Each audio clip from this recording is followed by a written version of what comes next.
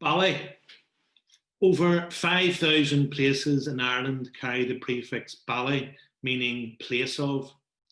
Ballymoney, Ballymena, Ballyclabber, Ballywilwil, on and on into the thousands. But I am haunted by only one Bally, Ballywester, where the family on my mother's side had a bungalow where all of her side bungled into, primarily on the 12th fortnight. The family bungalow where my mother went most summers as a child, as an interlude from the Shankill.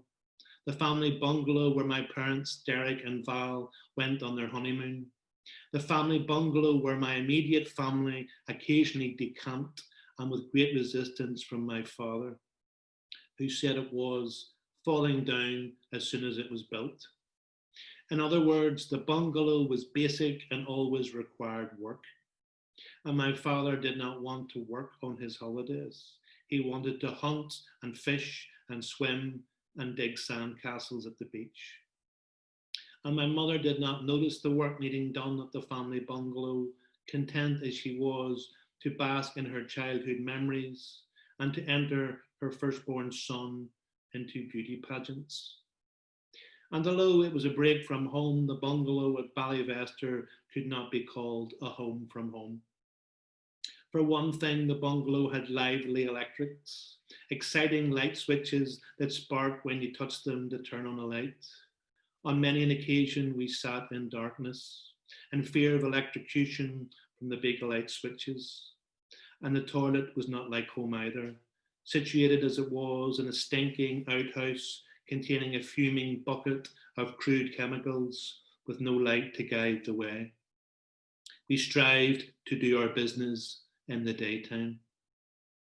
However, one of my strongest holiday memories ever was the night when my dad and I were driving slowly down the Ballyvester road toward the bungalow, with a few scattered holiday homes on our right and a farmer's field on our left. I'm 7 years old, sitting in the front passenger seat of the car. It is a big deal to sit in the front with Dad, as this signals our special time together, chatting and looking for adventure. Literally. My dad was either on the hunt for adventure or running from an exploit gone sour. And so in this moment, Dad slows the car 100 yards from the bungalow. I glance at him for explanation. He whispers, "Look," and points to the field on the left.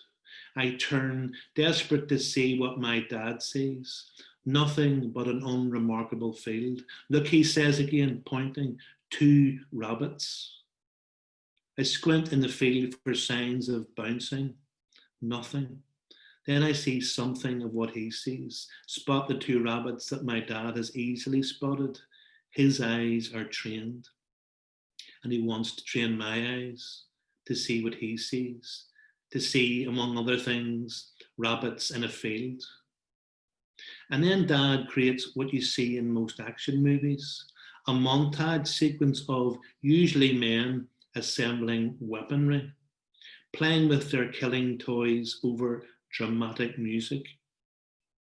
He reaches slowly into the back seat and brings his shotgun case into the front seat, and in what seems like a few sinuous seconds, assembles his single-barreled shotgun and inserts a single red-encased shotgun shell.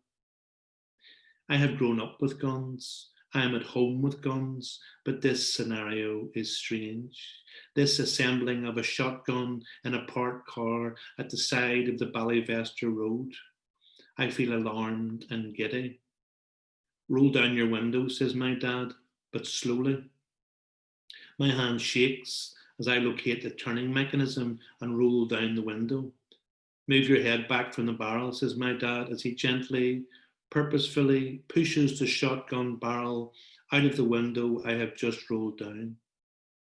I am holding my breath now, remembering how I held my breath then, in the front seat of that Volkswagen car, waiting for my father to take aim at a rabbit. I wait, trembling and trusting. He cannot tell me when he will release the safety catch. He cannot tell me when he will slowly pull the trigger. His breathing slows as he aims. He does not know when he will be ready. He does not bang!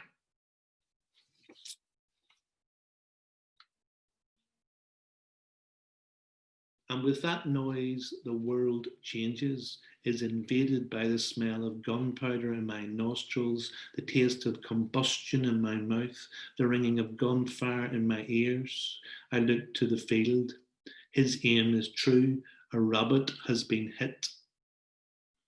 And then with a big grin, he looks at me and says, "Go and get it before anyone sees us." And without question, I open the car door and run.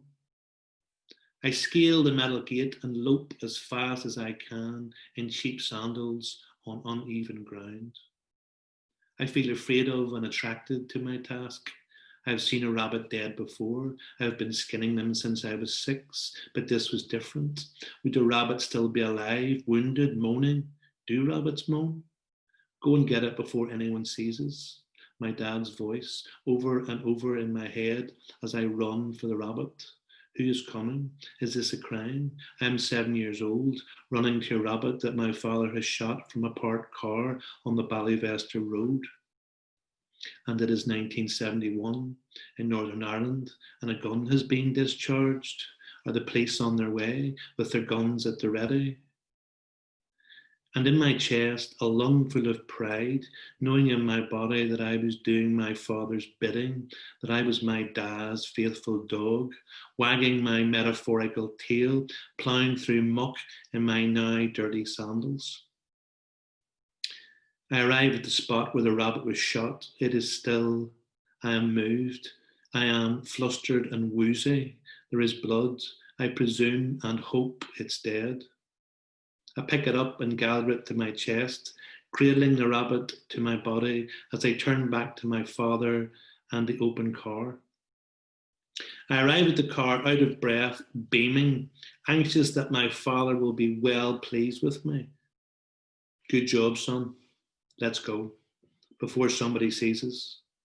I jump into the car, holding tight a still warm, still bleeding creature in my arms, an icon of devotion to my dad. It takes 15 seconds to reach the bungalow. My dad is laughing at having made another adventure on a deserted road near Donegal. I run into the bungalow shouting, "Mom, Mom, look what we got. Dad shot a rabbit, Dad shot a rabbit." And my mother turns and sees red, the red of my flushed face, the red of the rabbit's blood, and the red of the rabbit's blood on my jumper, on my cream Aran jumper. The cream Aran jumper my mother had just finished knitting the day before.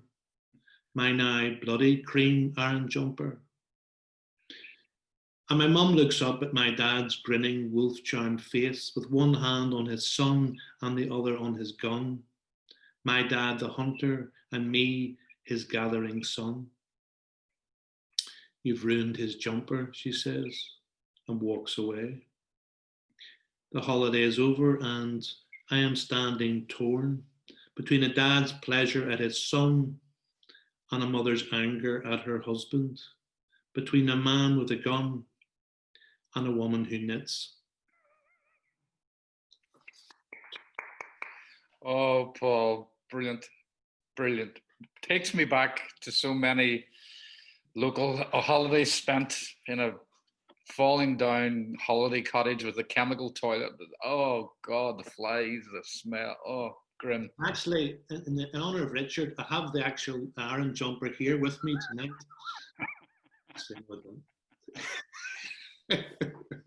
We'll get Padraig to knock you up another one before Christmas with his new hobby. By the way, did you eat that rabbit, Paul? Oh, of course. You only shoot what you can eat. Oh yes, absolutely. No, that's very good. I'd just like to let everybody know, if you want to hear more about Paul's beauty pageant adventure, you will find it on podcast 148.